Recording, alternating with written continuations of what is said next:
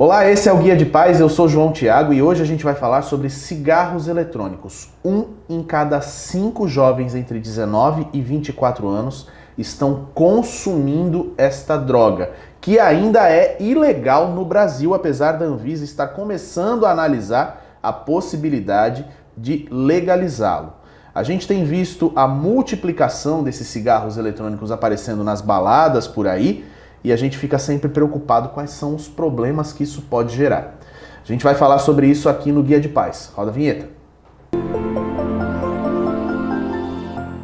E quem está aqui comigo para conversar sobre os cigarros eletrônicos é o Dr. Rodolfo Bacelar, pneumologista. Dr. Rodolfo, muito obrigado por aceitar o nosso convite. Esse é o Guia de Paz. Eu aqui agradeço, João. Estou aqui para esclarecer as dúvidas que porventura a gente tem em relação a é uma pandemia. Comentando uma questão nacional, não, é uma escala global que a gente tem no aumento do consumo desses dispositivos que entregam nicotina via eletrônica. A gente pode chamar de pandemia já? Hoje a gente tem 1 em cada 5 jovens entre 19 e 24 anos consumindo esses cigarros eletrônicos. Com esse número a gente pode chamar de pandemia? Pode sim, a gente pode caracterizar que o aumento em escala global do consumo é uma realidade e, além disso, estima-se que em cerca de 10 anos o consumo do cigarro eletrônico vai transpassar o cigarro tradicional, ou seja, o cigarro tradicional vai ser algo do passado e a forma de consumir nicotina vai ser através desses dispositivos. O cigarro eletrônico, então, ele está substituindo o cigarro tradicional. Isso é uma questão cultural também? Porque o cigarro, hoje, ele tem um estigma de ser uma coisa deselegante. Durante muito tempo a gente passou com outra visão do cigarro, né? O cigarro era uma referência visual, era uma referência de elegância e hoje já é exatamente o contrário. O vape está passando por um processo de se tornar algo elegante, se tornar uma alternativa saudável, entre aspas, para o cigarro? Essa é uma forma de entender as coisas. Entendendo, inclusive, por um viés de onde surge o cigarro eletrônico. Ele surge da iniciativa de fazer com que as pessoas parem de fumar. Então, a substância aditiva viciante do cigarro tradicional é a nicotina.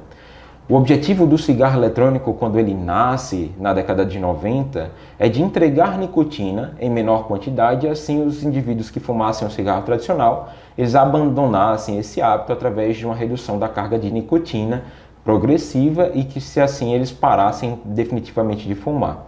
O cigarro eletrônico ele surge nesse conceito.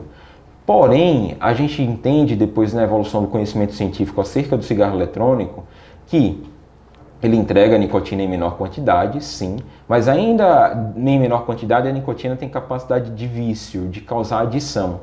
E o consumo ele é feito de uma forma diferenciada também. É menor quantidade por baforada, mas você acaba baforando mais, né? Puxando mais, né? É aquela coisa de que o menos que você tem uma menor quantidade de nicotina, mas compensa isso em relação à frequência. E também auxilia nesse contexto de você aumentar a frequência a falsa impressão de segurança. De que faz menos mal, então por fazer menos mal eu posso usar mais vezes. Esse foi o surgimento do cigarro eletrônico.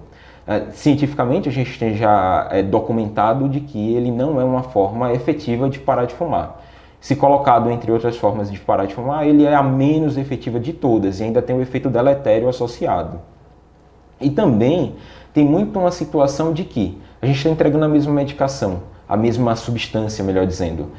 E então a indústria do cigarro tradicional ele se aproveitou desse preceito e viu aí uma oportunidade de manter as pessoas viciadas na substância, mas sem o estigma que o cigarro tradicional teria. Uma máscara de marketing diferenciada. Eu queria até falar sobre isso também, porque a indústria do cigarro, a indústria do tabaco, sempre foi muito esperta nesse sentido, né?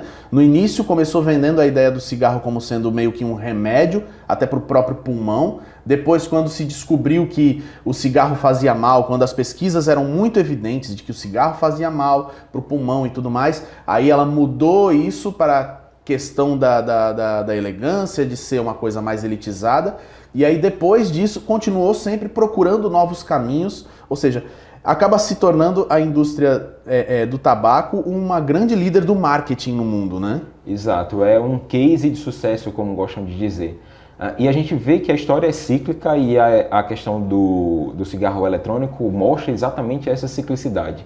a gente consegue estabelecer paralelos que são a mesma coisa. A indústria, o foco é o mesmo, mas você, como dito também, João, você comentou, inicialmente vendido como medicamento, o cigarro eletrônico da mesma forma, como medicamento para parar de fumar. Uma alternativa para o cigarro, vamos parar de fumar com o cigarro eletrônico. Exato. Aí depois passa para uma outra situação de que existe uma elegância, existe uma beleza, existe uma situação de você estar à frente da sociedade, você uma modernidade, né? Uma vanguarda.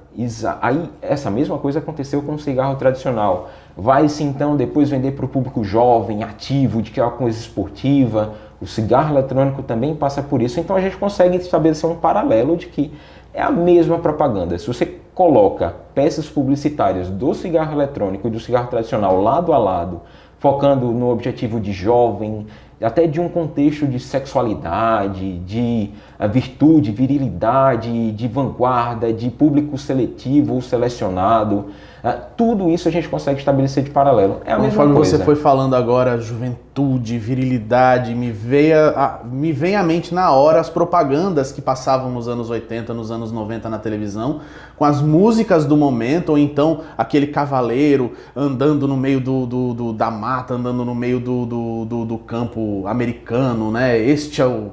Venha para onde está o sabor, venha para o mundo e tudo mais, né? Essas Exato. coisas, esse sentimento que o cigarro transmitia, de poder, de empoderamento, o cigarro eletrônico hoje está se aproveitando disso. Também. E se utilizando de uma outra situação que também aconteceu, que foi uma falsa premissa científica baseando uma ausência de efeito negativo. Então, o cigarro tradicional, ele no início, ele também teve uma divulgação de falsa ciência que embasava, entre aspas, que os cigarros não faziam mal. Isso caiu por terra depois da construção de um conhecimento científico e também de uma maior fiscalização sobre trabalhos científicos que eram produzidos e patrocinados pela indústria do cigarro tradicional. A mesma coisa acontece com o cigarro eletrônico. Então existe um viés muito grande nesse conceito. A indústria do cigarro tradicional, que é a mesma indústria do cigarro eletrônico, tem também focado nessa questão de disseminar a informação de que o cigarro eletrônico não faz mal. E a gente vê exatamente evidências científicas sérias surgindo mostrando exatamente o contrário dos malefícios do consumo do cigarro eletrônico. E pior, de um maior poder aditivo, ou seja, você muda a forma de disseminar a nicotina, você faz as pessoas ficarem mais viciadas e com o foco de uma população mais jovem, o que se tem hoje aqui. Os jovens eles começam no cigarro eletrônico para ser uma ponte para o cigarro tradicional. Mais de 30% dos jovens que iniciam no cigarro eletrônico, eles vão passar em algum momento para o cigarro tradicional. Porque eles vão querer mais nicotina, e mais nicotina, e mais nicotina. Ou seja, acaba se tornando um ciclo vicioso, você vai acabar caindo no cigarro tradicional em algum momento. Em algum momento, sim. Quais são os malefícios efetivamente já cientificamente comprovados desse cigarro eletrônico? A gente tem diversos. Entendendo o que existe dentro do cigarro eletrônico. O cigarro eletrônico ele é um dispositivo eletrônico em que existe uma resistência.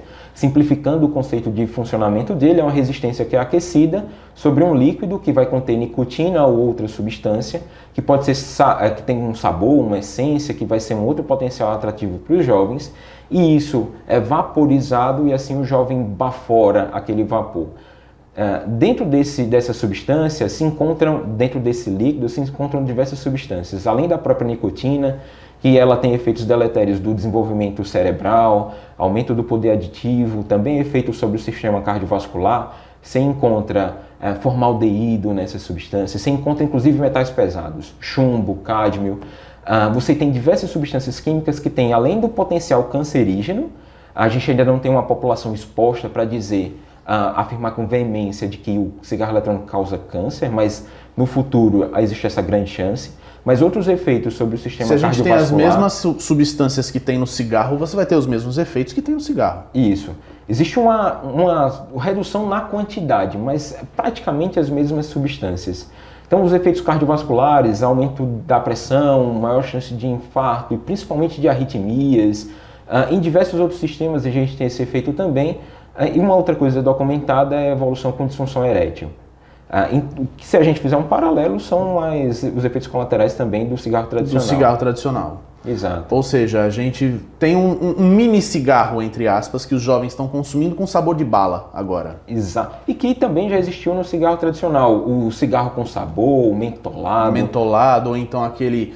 Era um cigarro que vendia muito, que era um cigarro indiano, que eu não vou falar a marca aqui, mas todo mundo que é da minha época vai lembrar desse bendito desse cigarro indiano, que tinha um cheiro parecido com maconha. E aí todo mundo achava que era super legal, porque era vanguarda. O cigarro sempre esteve querendo vender para si mesmo a ideia de vanguarda, e agora não é diferente. Exatamente.